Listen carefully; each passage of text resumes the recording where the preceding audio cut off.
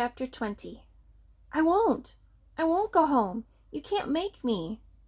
Jonas sobbed and shouted and pounded the bed with his fists. Sit up, Jonas, the giver told him firmly. Jonas obeyed him. Weeping, shuddering, he sat on the edge of the bed. He would not look at the giver. You may stay here tonight. I want to talk to you. But you must be quiet now while I notify your family unit. No one must hear you cry. Jonas looked up wildly. No one heard the little twin cry either. No one but my father. He collapsed in sobs again. The giver waited silently. Finally, Jonas was able to quiet himself, and he sat huddled, his shoulders shaking. The giver went to the wall speaker and clicked the switch to on. Yes, receiver? How may I help you? Notify the new receiver's family unit that he will be staying with me tonight for additional training. I will take care of that, sir. Thank you for your instructions, the voice said. I will take care of that, sir. I will take care of that, sir, Jonas mimicked in a cruel, sarcastic voice. I will do whatever you like, sir. I will kill people, sir. Old people? Small newborn people? I'd be happy to kill them, sir. Thank you for your instructions, sir. How may I help you? He couldn't seem to stop. The giver grasped his shoulders firmly. Jonas felt silent and stared at him. Listen to me, Jonas. They can't help it. They know nothing. You said that to me once before. I said it because it's true. It's the way they live. It's the life that was created for them. It's the same life that you would have if you had not been chosen as my successor. But he lied to me, Jonas wept.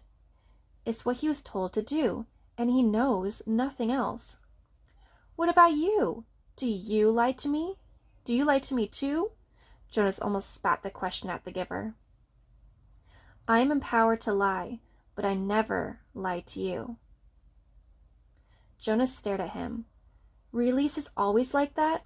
For people who break the rules 3 times? For the old? Do they kill the old too? Yes, it's true. And what about Fiona? She loves the old. She's in training to care for them. Does she know yet? What will she do when she finds out? How will she feel? Jonas brushed wetness from his face with the back of one hand. Fiona is already being trained in the fine art of release, the giver told him. She's very efficient at her work. Your red-haired friend?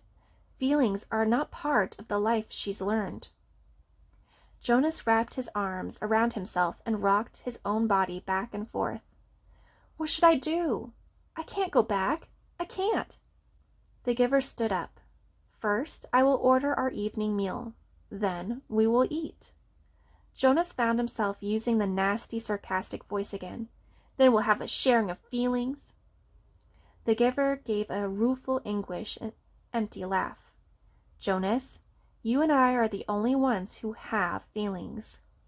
We've been sharing them now for almost a year. I'm sorry, giver, Jonas said miserably.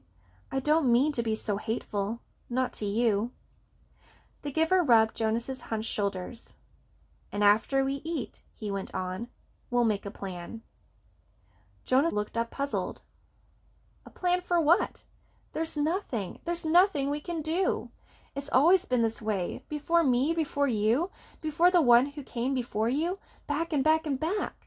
His voice trailed the familiar phrase. Jonas, the giver said after a moment, it's true that it has been this way for what seems forever. But the memories tell us that this has not always been. People felt things once. You and I have been part of that. So we know. We know that they once felt things like pride and sorrow and love, Jonas added, remembering the family scene that had so affected him. He thought again of the soldier. The worst part of holding the memories is not the pain. It's the loneliness of it. Memories need to be shared. I started to share them with you, Jonas said, trying to cheer him.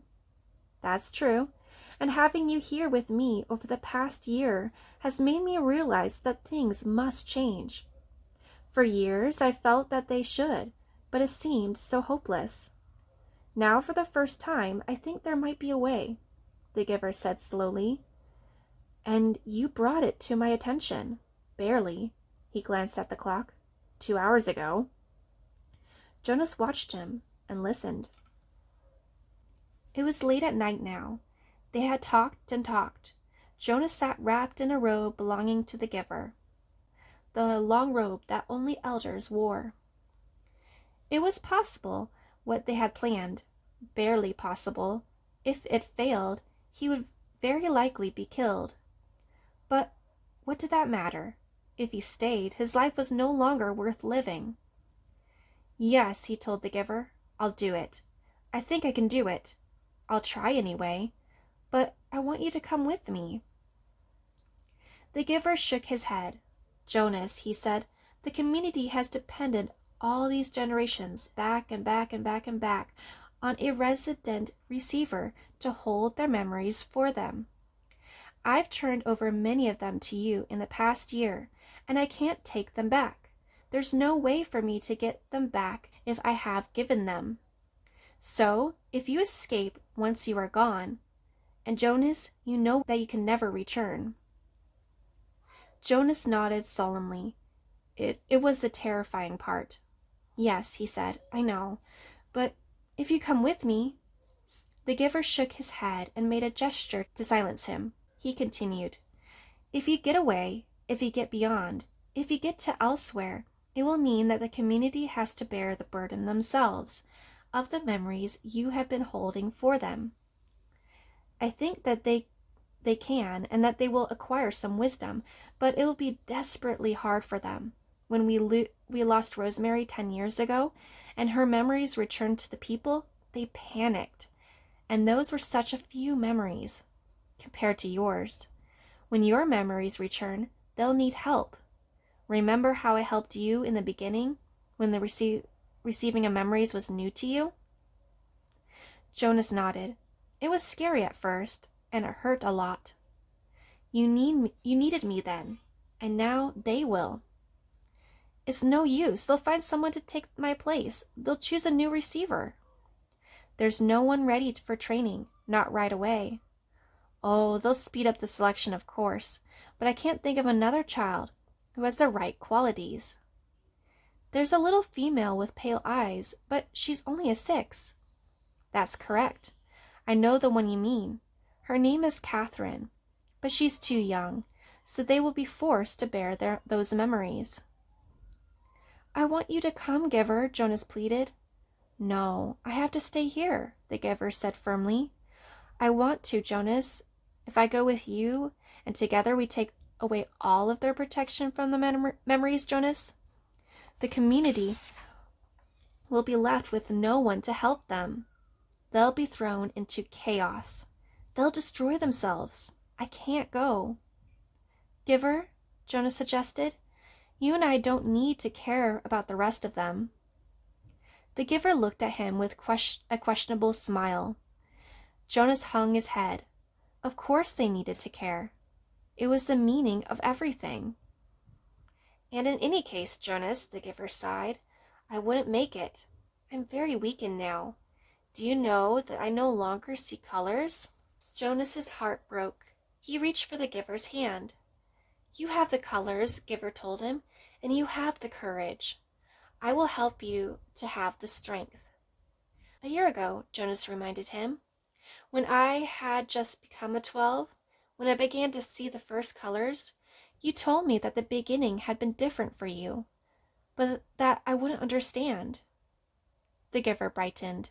That's true. And do you know, Jonas, that with all the knowledge now, with all of your memories, with all you've learned, still you won't understand?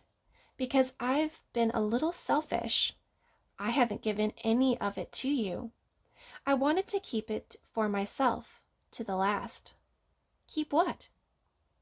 When I was just a boy, younger than you, it began to come to me. But it wasn't the seeing beyond for me. It was different. For me, it was hearing beyond. Jonas frowned, trying to figure that out.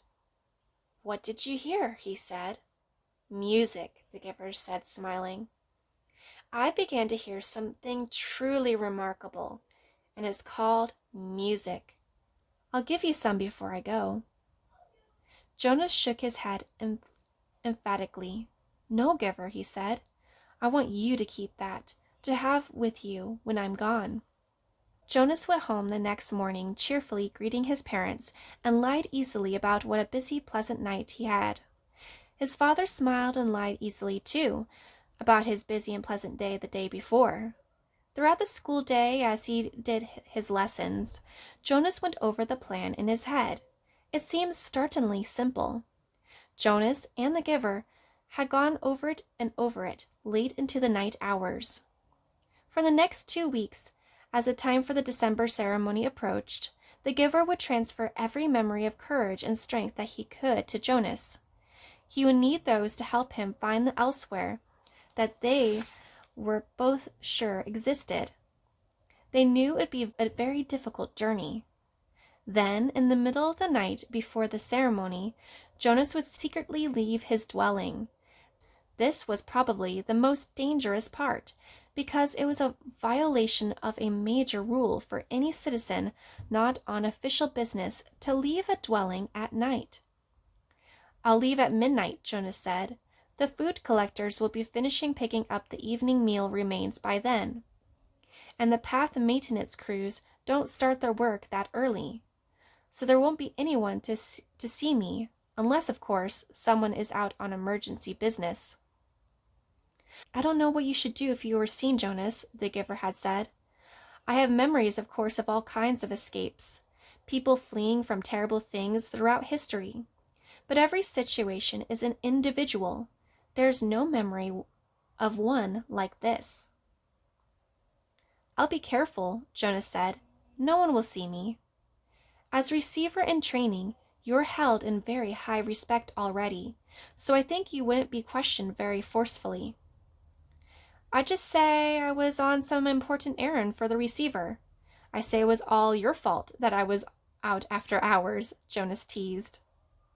They both laughed a little nervously, but Jonas was certain that he could slip away unseen from his house, carrying an extra set of clothing.